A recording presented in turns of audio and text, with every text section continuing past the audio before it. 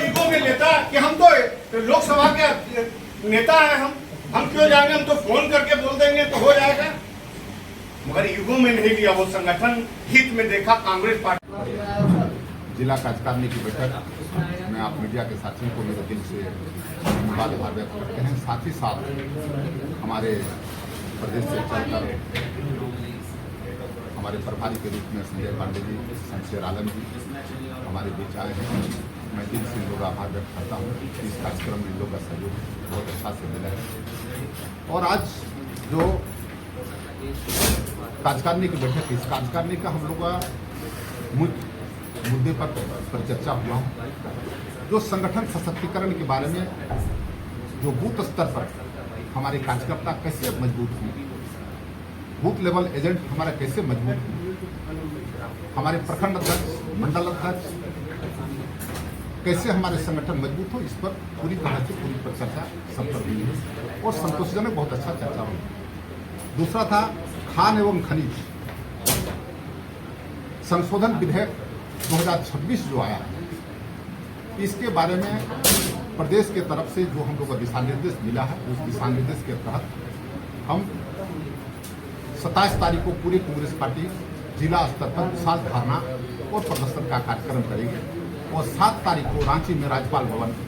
का घेराव करेगी। उस पर भी पूरी तरह से चर्चा हुई और बहुत संतुष्टजनक चर्चा हुई है। SIR की समीक्षा जो पूरे बोकारो जिला में 71,063 आदमी को जो नोटिस किया गया, उस पर हमारे सारे मंडल अध्यक्ष, प्रखंड अध्यक्ष को सबको दिशा निर्देश किया गया कि आप बूथ स्तर पर जो हमारे बूथ लेवल एजेंट हैं, BLA जो हैं, उस BLA के साथ बैठक करके ये जो 71,000 लोगों को जो मान लीजिए आप नोटिस किया है, उसको नोटिस करने वाले को सबको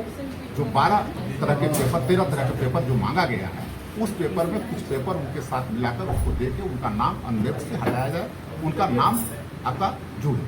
इस पर भी पूरी तरह से चर्चा हुई है। आगामी हम लोग कुछ तैयारी कर रहे हैं कि जो पंचायत चुनाव 2027 में होने वाले हैं, उसमें हम लोग चाह रहे हैं कि अपने लेवल पर जो हमारे पंचायत स्तर पर हमारे जो संगठन के लोग होंगे, हमारे सहयोग से कौन आदमी, हमारे कांग्रेस पार्टी के सहयोगी कौन है, कांग्रेस पार्टी के विचार को कौन मान लीजिए विचार के व्यक्ति हैं, वैसे लोग को भी हम लोग को चिन्हित करके आगे की रणनीति की तैयारी करेंगे। बस यही सब मुद्दे पर चर्चा हुई है विशेष करके। और अब हमारे जो कार्यक्रम हुआ है वो कार्यक्रम संतोषजनक है। हम निवेदन करेंगे कि हमारे साथ जो हमारे प्रभारी महोदय, मैं संजय पांडे जी से निवेदन करेंगे कि आप भी अपनी बात को करें। एक सवाल था सर, खनिज जो बिल आया है उस पर बाबूलाल मरांडी कह रहे हैं कि सरकार और कांग्रेस जो है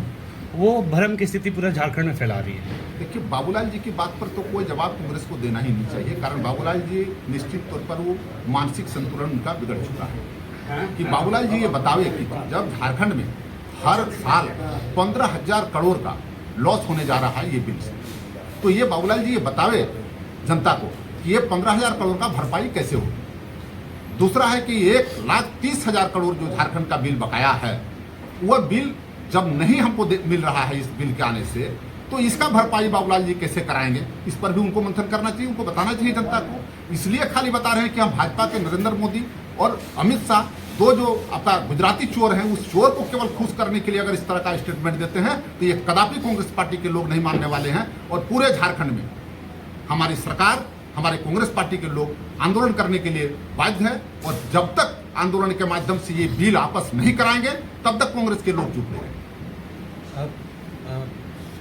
जिलाध्यक्ष जी, आपका जेएमएम जो है आपके गठबंधन में सरकार में है, जेएमएम के कार्यकर्ता नेता ने अभी ऐलान किया है कि सीएम का पुतला जो भी अगर दहन करेगा उसको दौड़ा कर पीटा जाएगा।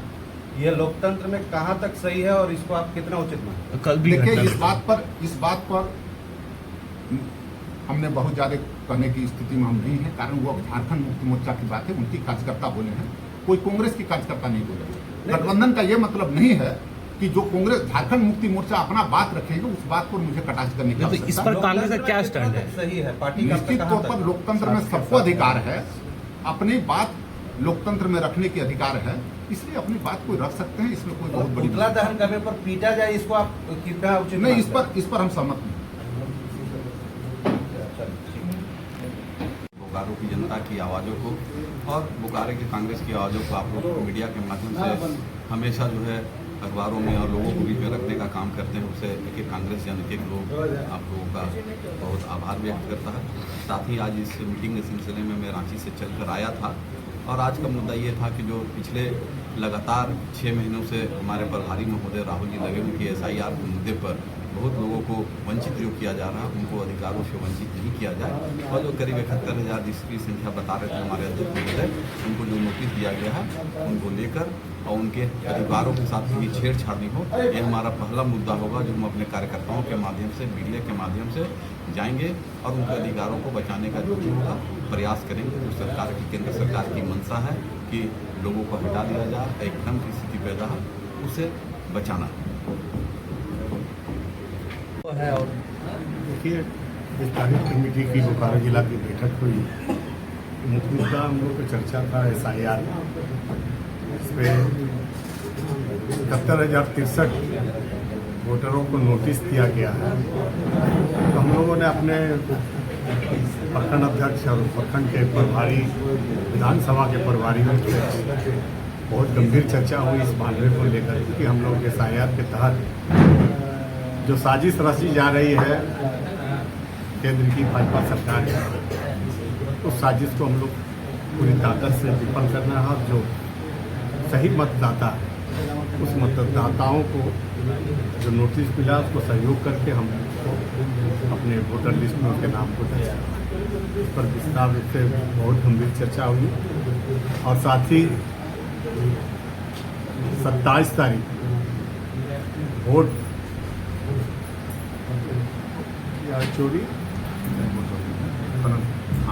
खान एवं खनिज